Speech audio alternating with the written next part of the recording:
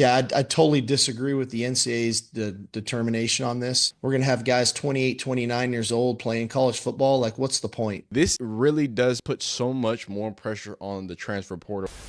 Diego Pavia was one of the greatest stories of this 2024 college football season. The former New Mexico State Military College, which is a JUCO, and New Mexico State gentleman has been setting the league on fire out there in Vanderbilt and really giving them a spark to those dang nerds down south. But something that was pretty big that just happened recently is that he and his lawyers got together and kind of petitioned to make his 2 years in JUCO not count, effectively giving him, I believe, another year of eligibility. But really, the biggest thing is the reaction to the world of college football. Now, we're going to get a little deeper into the actual things because it's not what it seems to be. It's really only something for Diego Pavia, but my head coach, I'm a Texas Longhorn fan, a sad one, by the way, had some strong words about it. He said he don't want any of these old fogies in college football anymore. So we're going to talk about that. We're going to talk about the Diego Pavia ruling, what it could mean, and what it could mean, and what it actually means at the moment, man. So this is going to be a crazy moment in college football. So many things are changing at once, man. I really appreciate y'all, supporting these videos. Please leave a like if you like it, dislike if you don't like it, subscribe if you enjoy college football content coverage and everything else in between. Let's get right into it. Let's listen to Sark. So like I said, there's a recent filing for Diego Pavia. I just want Sark to go ahead and kind of give his take With on it. Diego Pavia getting the extra year now after essentially having his JUCO years not count, I'm curious for your thoughts on that, not necessarily as a head coach having to manage a roster, but as a former junior college athlete yourself who, played 2 years there and then only got 2 years at the NCAA level at BYU. Yeah, I totally disagree with the NCAA's determination on this. We chose to go to junior college football, and that's where we wanted to start and play our career. So I don't understand it at all. We're going to have guys 28, 29 years old playing college football. Like, what's the point, man? Like, I don't get it. I don't understand it. I totally disagree with it. With Diego.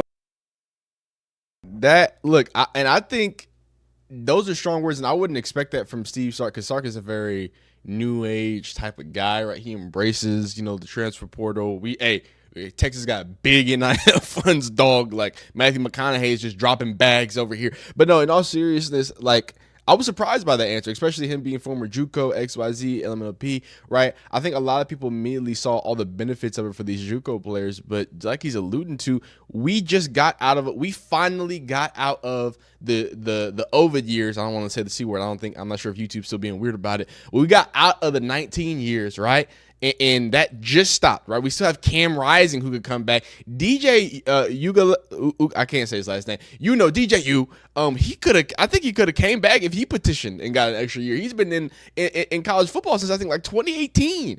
Like these people have already been in college football forever, and I think a lot of people see this Diego Pavia ruling as it allowing more people to continue to do that, but I don't think it's that. See, I got this little gentleman here, Mr. Luke Rosinski. I don't know. He sounded like he was smart. We're gonna listen to Coach JB because he's someone who's actually pretty knowledgeable on the thing. Look, I don't trust Coach JB on a lot of takes when it comes to JUCO stuff. He is tried, true, and respected. So we're gonna get into him how he feels about that first ruling, but. Let's just read it out here. A lot of accounts are tweeting inaccurate information saying all athletes are granting their eligibility back if they go for the JUCO route. That is false information. This is a one-case scenario where the Vanderbilt quarterback made an appeal to get his eligibility back. This is not a blanket ruling yet, and that's a strong yet, for all athletes. A lot of accounts are jumping the gun, assuming it will happen nationwide. I get some coaches are excited by the potential future and possibilities, but let's not mislead these kids with things that haven't happened yet. So as you see here, do all former junior colleges, and this is within the what's it called, the suit here, the preliminary junction order. I'm not smart enough to know that. Do all former junior colleges players now have their eligibility extended? The NCAA did not provide clarity on the ruling as it relates to other players in a similar position as Pavia. At least for now, there is no change to the eligibility rules that would affect all athletes. The only applies to Pavia for now. Again, the for nows and the yets. Hey man, just be on the lookout. It's not as a possibility, but right now, it has not happened in full But again, Pavia is amazing. He's phenomenal. Of course, we heard him, not heard him. Everybody, he kind of got put on everyone's map after beating down on Alabama and giving Texas a scare too. I mean, he was giving us problems too. So let's not get it mixed up. Here's some more context of it. Vanderbilt's quarterback Diego Pavia motion for a preliminary injection that would allow him to play in 2025 has been granted. As you can see, defendant NCAA is servants, agents, and employees, and all persons acting in active concert or participation with the NCAA are hereby restrained and enjoined from enforcing NCAA bylaw 12.02.6. Prelude Pavia from playing Division I football in 2025, and defendant NCAA is serving agents and employees. Well, you know what I'm talking about. With NCAA further restraining and enjoined from enforcing 11.12.4.2, commonly known as the rule of restitution against Pavia, Vanderbilt University, and any Division I institution for which Pavia chooses to play.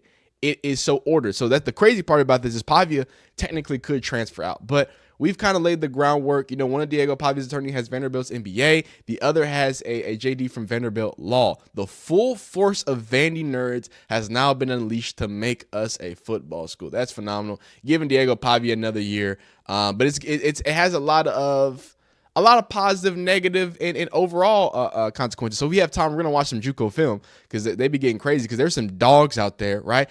Everyone got excited when they heard that. You see, well, here, December 18th, December 11th, right, as it started happening with the Pavia situation. But just in general, I just kind of want to check out some of that film. But let's hear what Coach JB has to say about it. All right, man. Listen,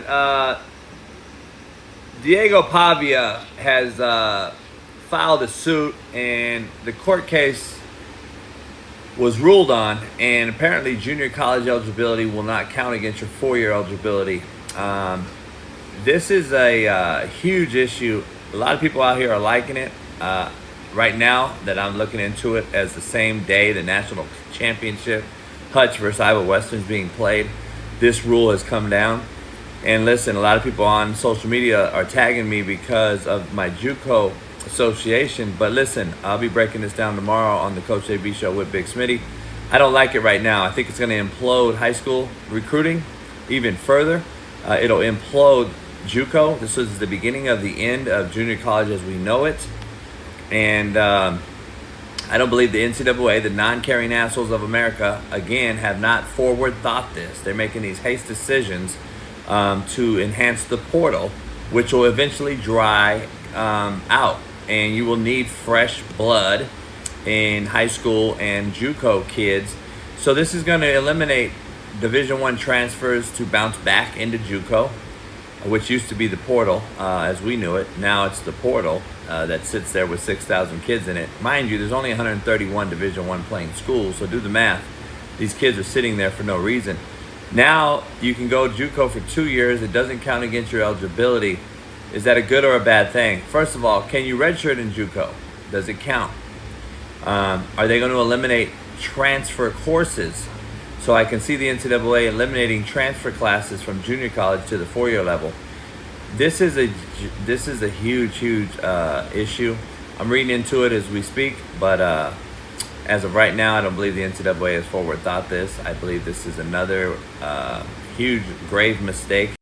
And I think that's a really good point. And he kind of goes on, but again, this was his first reaction to it. I do have an abridged part Pavia of his clip because you know me, we don't watch full videos over here. We just take bits and pieces. Shout out to Coach JB. I don't agree with him on a lot of things, but I have to say on face value, if this does in fact become true and it becomes sweeping, this really does put so much more pressure on the transfer portal. And now I know people keep talking about free agency and calling it free agency. I mean, effectively it is, but this becomes like, I don't even know if it's free agency anymore. This is like an overabundance of wealth of players. Like, I would love to think that what would happen is all these top schools just become great because there's just so much talent. There's just so much people in the portal.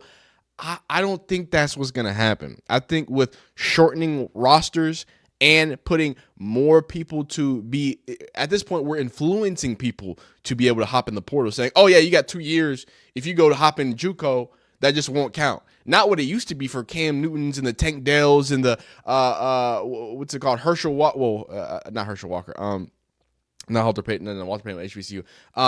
Who am I talking? More JUCO guys, former JUCO guys. All right. our EMCC guys. You know what I'm saying? No, we're not deep into that. But yeah, but like I said, Tank Dells of the world, the Cam Newtons of the world, like, oh, Aaron Rodgers, right? Like these are people who went and did it the old fashioned way. I'm not saying that it needs to be this way, but just look at the reflection of, hey, take your year, take your 2 years, take whatever, and then come back and ball out for a year and come back and ball out for 2 years, instead of saying, hey, take 2 years and develop and then go for another 4 years hopping around and getting bags.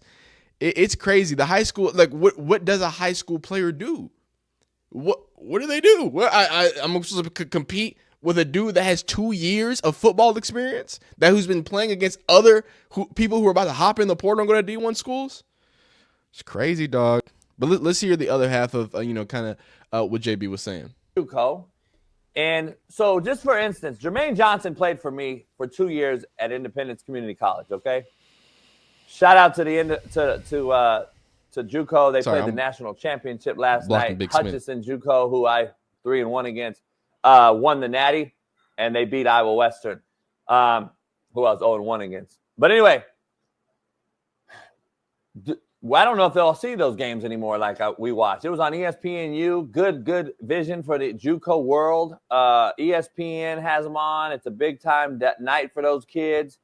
And then this ruling happened to happen the same day as a Natty, which is ironic to me.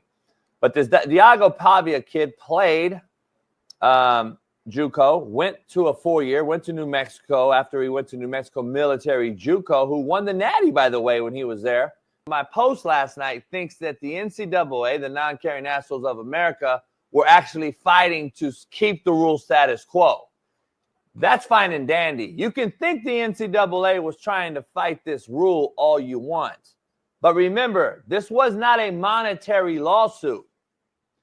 This kid's not suing the NCAA for money. The NCAA could give a shit less. If it's going to run dry. The well will eventually run dry, Smitty. And I just wanted to veer off and tell you that is what the deal was. Pavia's lawyer said he's standing to make $1 million at Vanderbilt or another school. So again, goes back to this is a money or another school. Like I said, I think that is the craziest part about that this is not just, oh yeah, let's come back to Vanderbilt with these Vanderbilt, and I'm sure he's going to look, that Vanderbilt offense is predicated off what he does, right? It's a very, I don't say gadgety. It's a very college offense, right? But it's an offense that utilizes his college quarterback skills very wisely. And he's a guy that, come on, he's not going to be in it. As it stands, he is not a day 1, day 2 NFL guy. Maybe he can sneak in there at the end, right? So, hey, maybe his last chance to get, a 7-figure deal. We cannot be mad at these kids. I can't be mad at homie Slice for taking probably his last opportunity to get a guaranteed $1 million deal to play football. He'll do that, have that's so crazy. Then have a degree from Vanderbilt if he is still going to class. The kid might be set up pretty decently, but just make sure we understand that this is not a sweeping rule. I know a lot of people are jumping out the woodwork and kind of calling it, wow, this is mess for JUCO players who would not be giving up a year of eligibility. This is a precedent going forward. Again, a lot of people jumping saying it is precedent. Like they said, this is not a level, this isn't a precedent yet. It's just something that is probably coming down the pipeline here pretty soon. So I wouldn't be surprised if it happens. And if it does happen, man, I don't know. Hey, Super League's coming. Super League or more team. Like, there's just not enough. There's not enough space for all these people who want to play good football. So I hope good football just continues to get played, and I'll keep covering, man. But y'all get in the comments on how you feel about this. Are you happy for Pavia? Are you happy for all of college football? Do you think it's going to be good, negative, bad thing? Man, y'all let me know, man. Leave a like if you like it, dislike if you don't like it, subscribe if you enjoy college football content. Hit that bell icon. We'll see you next.